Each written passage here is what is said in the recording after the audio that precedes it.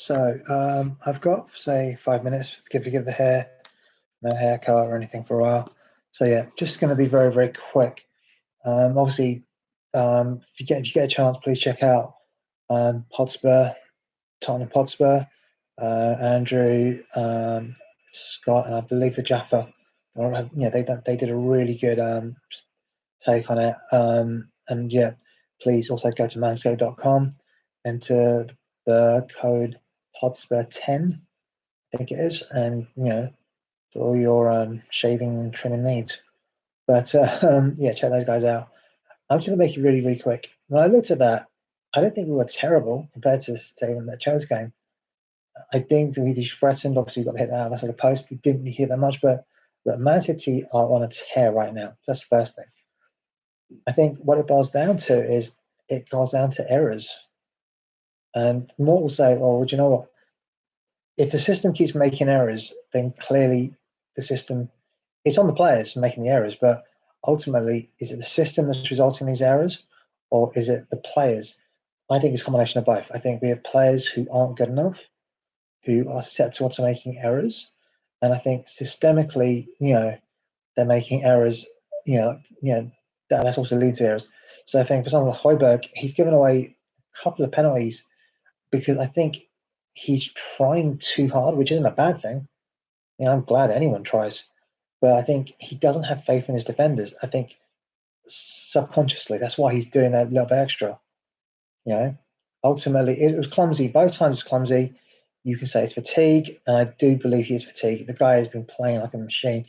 The guy hacked, got a really bad challenge, I think, from that Brentford player, and he said that you got me in your shin pad. I'm a Viking, and he is a warrior without a doubt. But he's he is trying a little bit too hard for me, and I think that's costing him a little bit. I think we need to rest him, but how? Because I don't have faith in Winks. I don't have faith in Stoke. I think, and definitely together, I don't have faith in either of them. And it's interesting that these are the guys that we decided to play in the Champions League final. Oh my God, 2 years ago now. But no, for me, this is what I'm going to go with.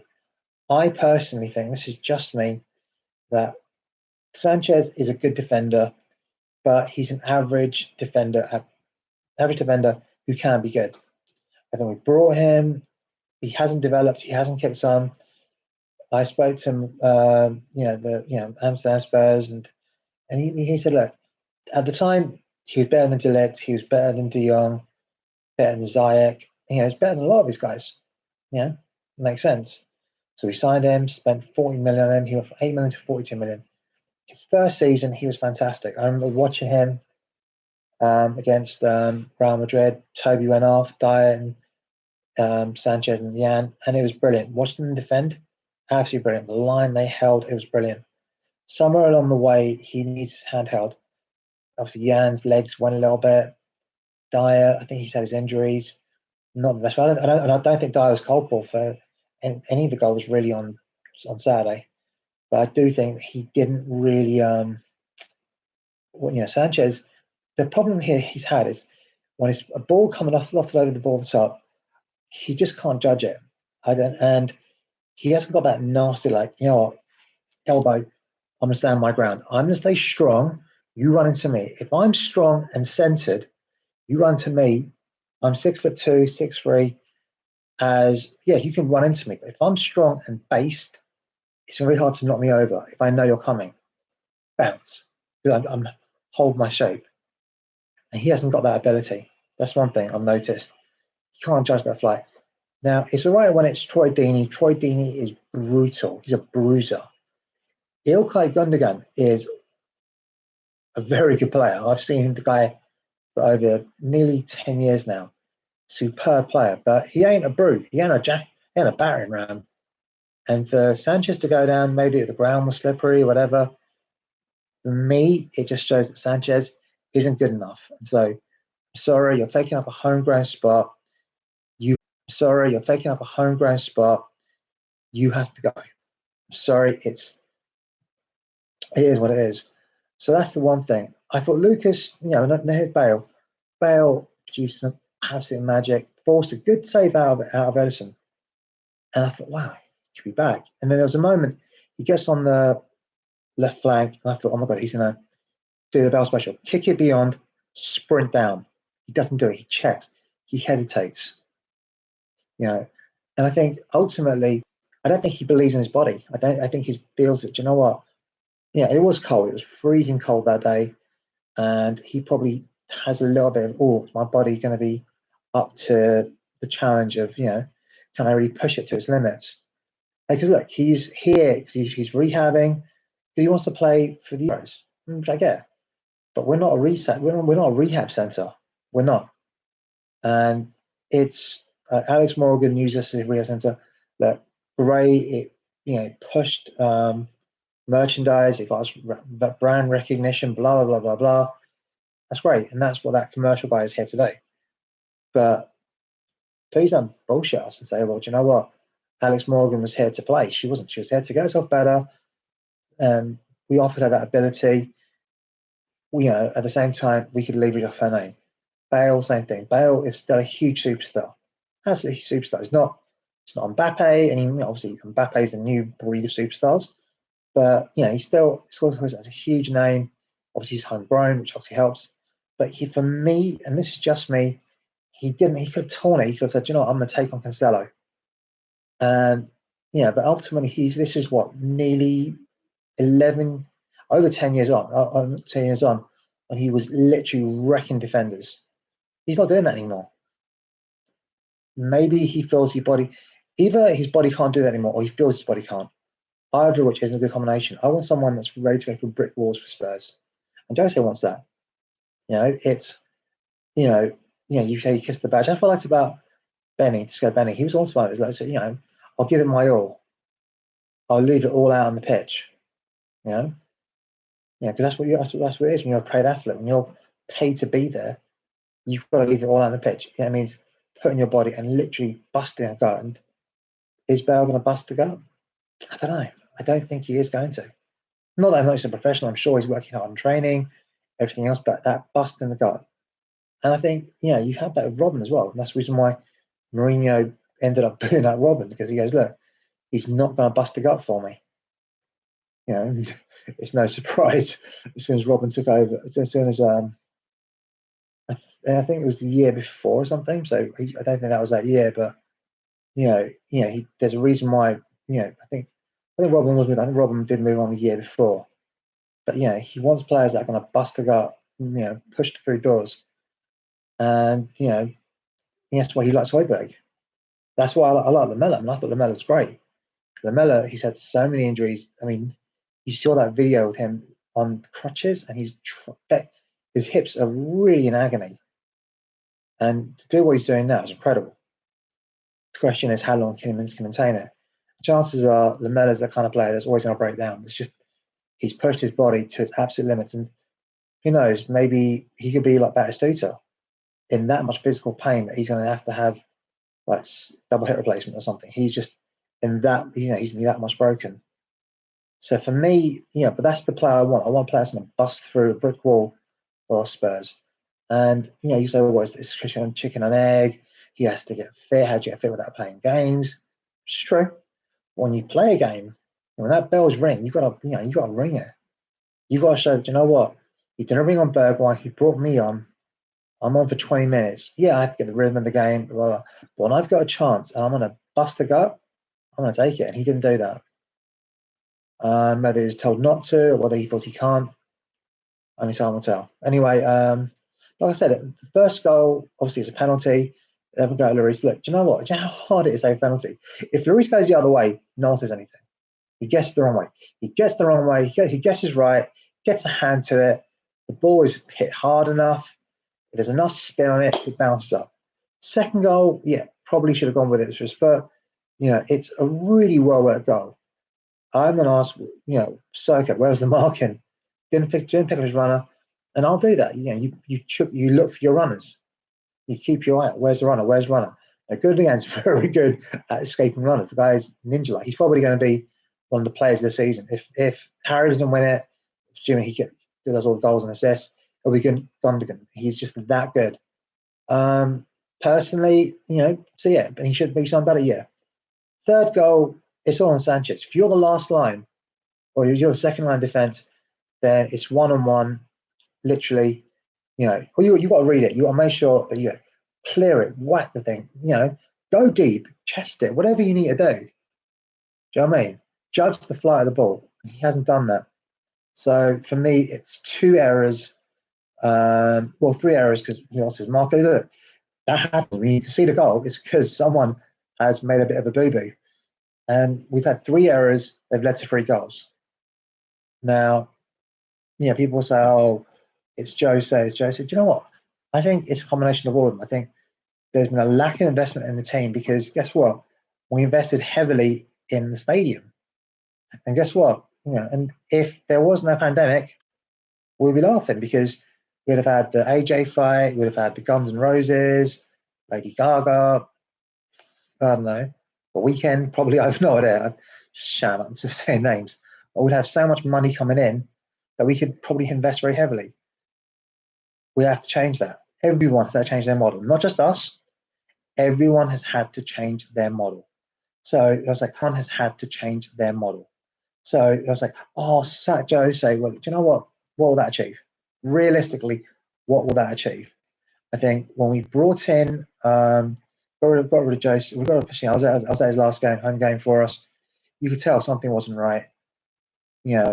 Ultimately, you got to back the manager, and we hadn't backed him, and the players had started to kind of zone him out. It just wasn't working. Whatever you were saying, and then do you know what? It's time. Like all CEOs, whatever, division leaders, whatever, they have to make a change. If it's not working, if you cannot get troops to go to do what he was, he's got to move on. It would hurt me because I felt like he needed time, but ultimately, football's a very cruel business, and ultimately, whether it's Hollywood or Holloway Road, you're a commodity, and you know what? And what you've done in the past doesn't matter. You are a commodity, and if you're not delivering, you're gone. Goes to my second point, Enoch. On that Amazon, we've spent so much money, and they did, but but no one ever brings up. By the way, the year before, no money was spent. That is something. What I'm not Enoch out or Enoch in. I'm not saying. I'd like to know is the reason. All those people that say Enoch out, they just said, look, we want to hold into account. Now, for me, the stadium costs about $1 billion. To sell the club is about another $500 million. So unless you've got $1.5 billion in the back of your pocket, it's not a good idea. And even if you could, I don't see anyone financing that deal. For example, the UFC was bought, I think, for about £1 billion, just to say, by William Morris Endeavour. And look what's happened to them. They can't make money from live events either.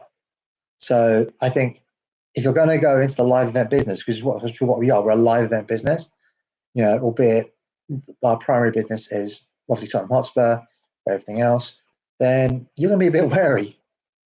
But who holds it into account? Well, people will say, oh, it's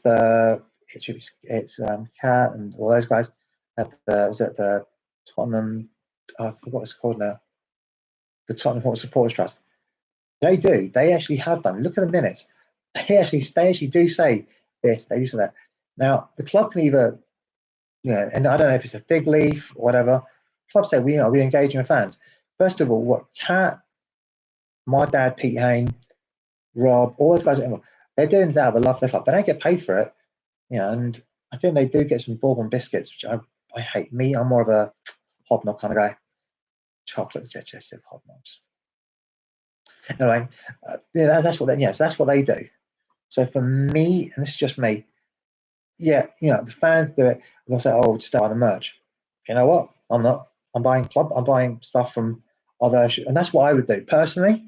If you really want to show your love for Spurs, support the club. Support the club by buying, not official club merch, but actually, other fans like Spurs have, just buy their merch. Support the club by saying, "Look, I'm Tottenham." Anytime you buy, whether it's unofficial merch, you're showing your love for Tottenham. That's what I'm doing. I'm showing my love for Tottenham and my mates that produce this. At the same time, supporting good clubs, by doing what they do. But at the same time, you know what? That's how I do it, because that's the only way people will notice. Because if you use your, hopefully when we go back to stadiums, that's what we're going to do. But spend your money, on this kind of stuff. That's what I'm saying. We spend a shitload of money. Amazon, BT, Sky, ain't fucking cheap. It really isn't. And we're spending all this money, not like any other fans. And we're thinking, well, what's going on here? If I'm Harry Kane, I mean, there was a really good thing with JJ, and he said, look, the reason Alan Shearer felt he could go to Newcastle, he wanted Newcastle, but he thought, I've already won the title. I want to win the title with my hometown club. Now, Harry's at his hometown club, but ultimately he might do a Shearer and say, you know what, I need to move on. Because for me, Harry Kane is probably the striker I have seen at the club ever. Honestly, I think my favourite striker was Teddy Sheringham. Yeah, those are the guys I grew up watching. But for me, and you look at Teddy Sheringham, within a year of moving, he won the treble. Now, obviously, that was an amazing United side. Beckham, Scholes, Keane, all those guys. Schmeichel and all that stuff. But he added that extra bit of quality. Obviously, York and Cole and everything else. But when he went from an average side, he was a very good player in an average side. So he went from a very good, he was a very good player that went to a very good club. Guess what? He won titles. We have a lot of players who I think just aren't good enough. I wouldn't say sell them more because I don't think I don't think that really helps anyone.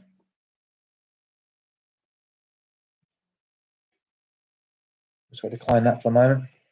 That's my view on it. Anyway, for me, I feel that you've got to, I think you've got Kane, you've got Lo Celso, you've got Ndombele, you've got Son, Højbjerg, Reggie. Those are 6 good players there. Rodon could be, I think you have 6, 7 very good players. We need to, get another form of players to build a really good team. And that, for me, that's in the centre half. Toby, I think his legs have gone. I think playing as much as we've gone, he just can't do that anymore. Dyer and Sanchez, I'm a bit doubtful. Sergio Aurier, I think, has shown he's cut out the mistakes, but he's still got a mistake in him. Doherty hasn't had a good season, but you know what? Ndombele had a really shit season last year, and he's gone on and done really well. So I'm not writing him off. But you've got someone like Joe Hart. Burnley chose not to sign him. There's a reason why. But he's number 2, and you want a decent number 2, which does his job. But I look at it. I remember saying we don't do another match. We've already done that. We've got Vinicius.